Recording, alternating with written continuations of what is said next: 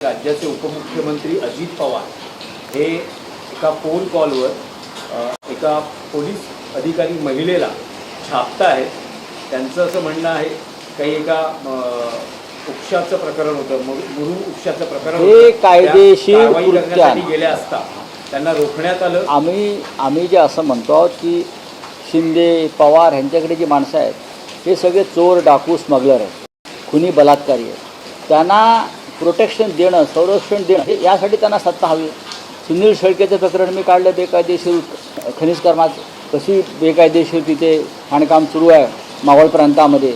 त्यांचाच आमदार सुनील शेळके कोट्यवधी रुपयाचा चुना लावला सरकारला आणि अजित पवार त्याला संरक्षण देतात। असे असंख्य लोक आहेत, ईडीवाले CBI वाले सगळे गोळा केलेले। 70,000 कोटीचा सिंचन घोटाळा आरोप मोदीने केला ह्यांच्यावरती। आता तो तुम्ही एका IPS अधिकाऱ्याला दम देता आहे, हे मोठे शिस्तबद्ध आहेत ना, मी बेशिस्त खपावून घेणार नाही काय बोलतात ना ते, हे काय एका IPS अधिकाऱ्याला तुम्ही अशा प्रकारे दम देता, ते सुद्धा तुमच्या पक्षातल्या चोरांना संरक्षण द्या हे सांगण्यासाठी। मिस्टर अजित पवार कुठे गेला तुमचं डिसिप्लिन कोणासाठी आहे? शिस्त कोणासाठी आहे?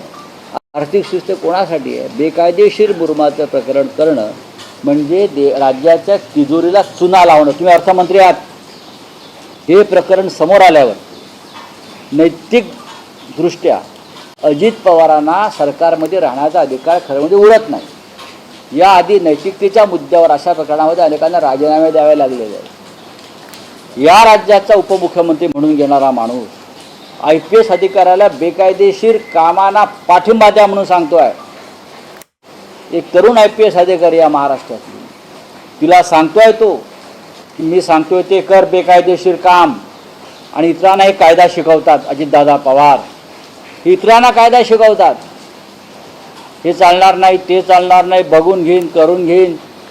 तुम्ही काय करताय? तुम्ही सगळे चोरांचे सरदार आहात। तुम्ही महाराष्ट्र राज्य हे चोरांचं राज्य केलेलं आहे।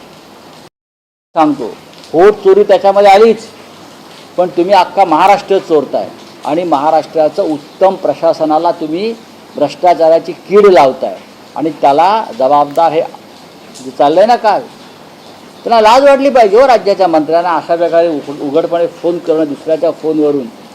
कोणासाठी करताय तुम्ही? या दोन्ही उपमुख्यमंत्र्यांनी अर्धा महाराष्ट्र लुटला आहे।